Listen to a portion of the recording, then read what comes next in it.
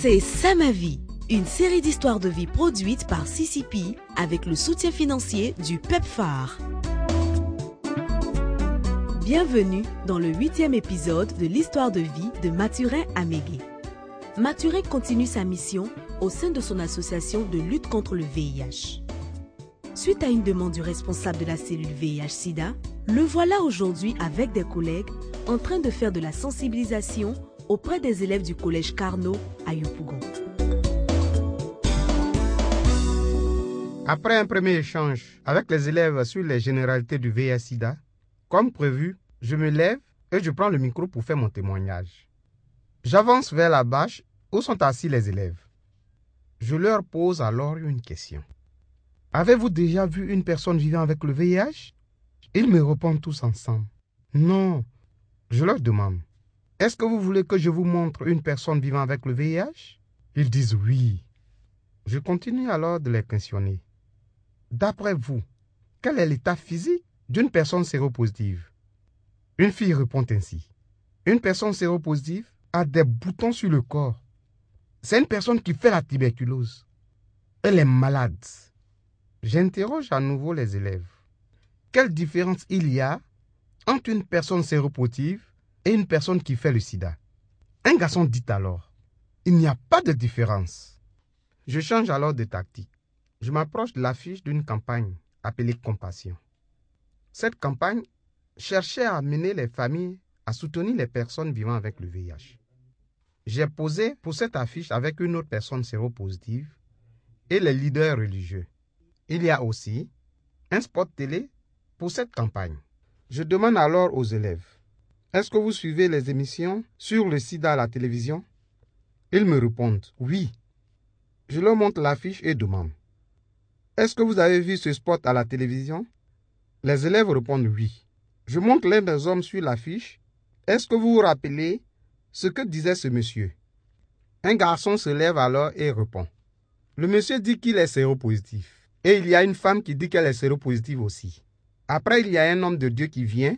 Il nous dit de soutenir les personnes séropositives.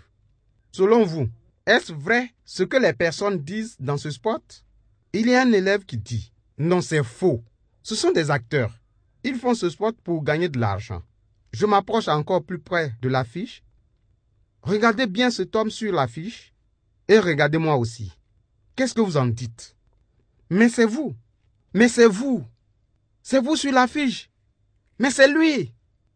J'attends qu'il se calme et leur dis. Effectivement, c'est bien moi sur l'affiche et dans le spot télé. Je ne suis pas un acteur. Je suis vraiment une personne vivant avec le VIH.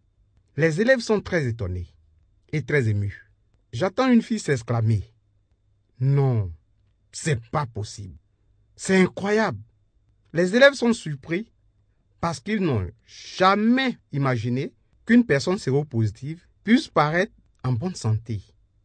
À ce moment, je prends la parole pour les encourager à me poser toutes les questions qu'ils veulent.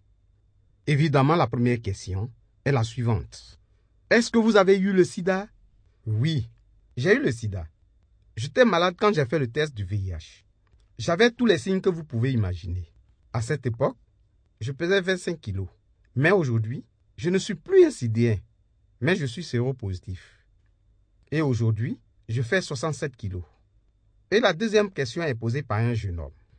Tonton, est-ce que vous avez une femme? Non. Aujourd'hui, je n'ai pas de femme. Mais dans le passé, j'ai vécu avec une femme avant de tomber malade. J'ai dit aux élèves que j'ai 2 enfants, une fille, un garçon, qui sont tous les 2 séronégatifs. Aujourd'hui, je compte me remarier. La troisième question vient d'une jeune fille. Tonton, est-ce que vous désirez faire d'autres enfants? Bien sûr que oui. Comment vous allez vous arranger pour que les enfants ne viennent pas séropositifs? Vous savez, la médecine progresse sans cesse. Pour les personnes vivant avec le VIH, il est possible aujourd'hui, grâce à la médecine moderne, d'avoir un enfant séronégatif. Mais il faut en parler avec son médecin et faire suivre la grossesse de très près par un médecin. C'est un peu compliqué.